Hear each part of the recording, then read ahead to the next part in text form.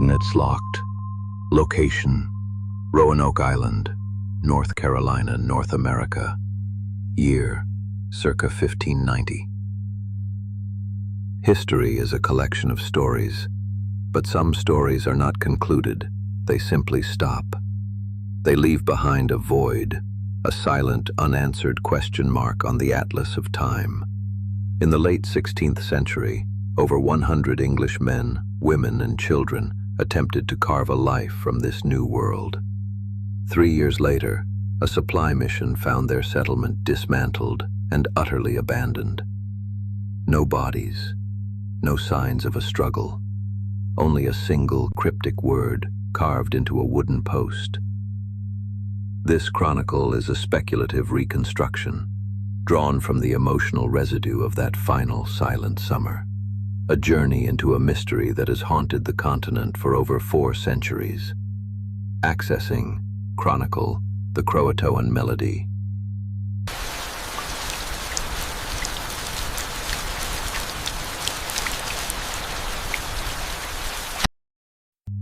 The following is assembled from the recovered theoretical journal of a young woman named Alara Wade, a colonist who documented the final months of the Roanoke settlement.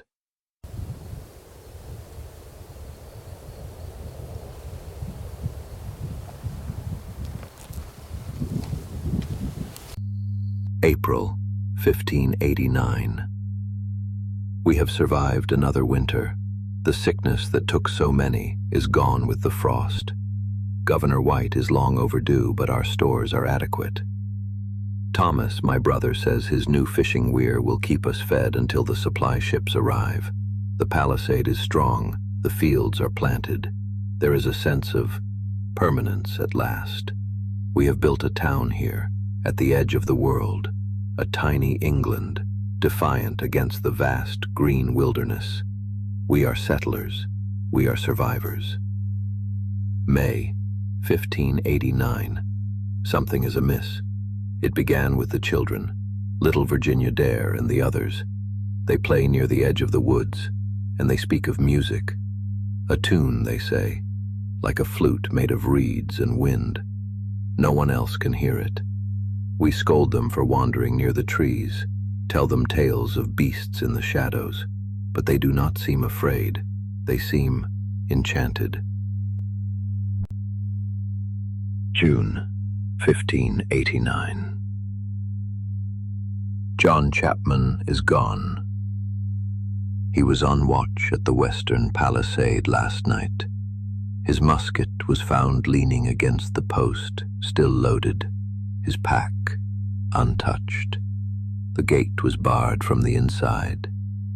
We searched for 2 days. The men from the Croatoan tribe helped us track, but his footprint simply stop, 100 paces into the forest, as if he were lifted from the earth. His wife is inconsolable. The governor's council calls it a desertion, but John would never desert. He was a soldier. The first entry in a cascading data failure. The initial explanation is always rational. A man grew weary. He fled his post. But the variable that logic could not account for was the one that followed.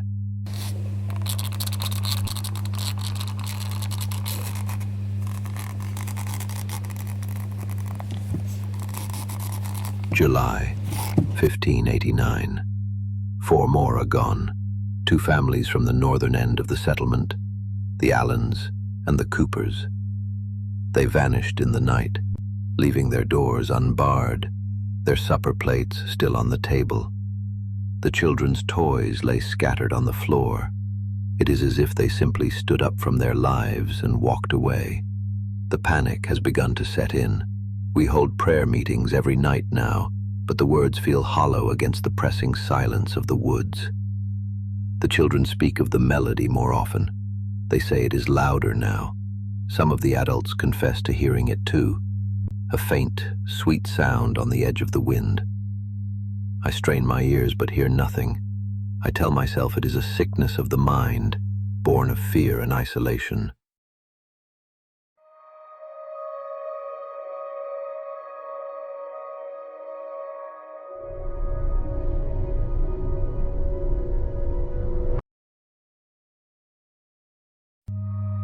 August 1589. Our society is fracturing. There are whispers of witchcraft, of dark pacts with the natives, though the Croatoan people seem as perplexed as we are. A faction, led by the blacksmith, demands we build a great fire to burn away the evil. Another group wants to dismantle the houses and attempt to sail back to England on the pinnace. They argue from sunup to sundown, and while they argue, more disappear. It is always the same, quietly, in the night. My brother, Thomas, came to me yesterday. His eyes were distant. He asked me, "Elara, do you not hear the song? It is so beautiful." He told me it spoke of a place without winter, without hunger. I begged him to stay, to block his ears. He simply smiled, a strange, serene smile I had never seen before. I barred his door myself last night. This morning, the bar was still in place, but his room was empty. When the primary system of belief in society, in religion, in physical walls fails, the organism seeks a new one. The entity that was the Roanoke Colony was no longer fighting an external threat. It was being seduced by an alternative, a new, terrifying form of hope.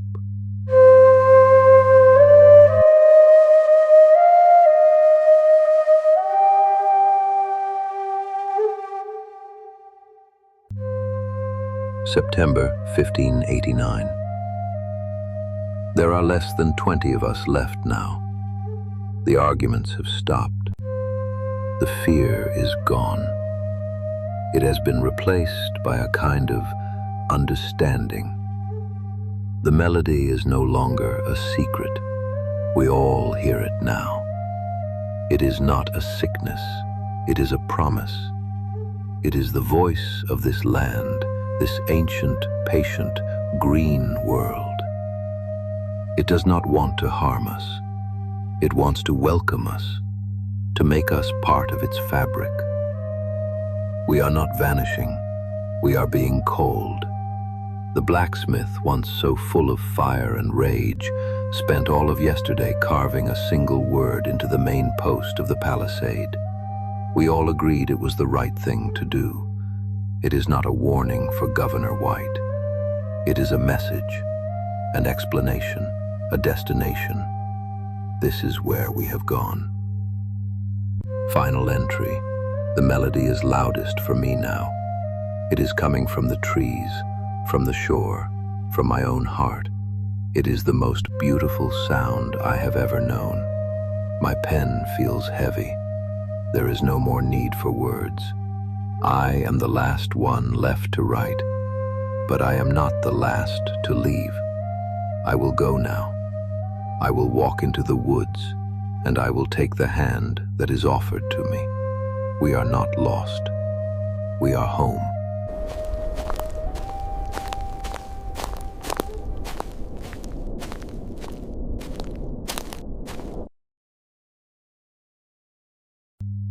John White, governor of the Roanoke Colony, finally returned in August of 1590.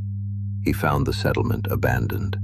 The houses had been carefully dismantled, indicating the departure was not rushed. There were no skeletons, no graves, no signs of battle, only the single word carved into the post: Croatoan. He attempted to travel to Croatoan Island to search for the colonists, but a severe storm forced his ships back, and he returned to England. He never saw his family, including his granddaughter Virginia Dare, again. The fate of the lost colony of Roanoke became a permanent void in the historical record. The atlas records it not as a disappearance, but as a transfer, a migration from one known reality to another, leaving behind only a name and a melody that, for some, can still be heard on the winds of the Outer Banks.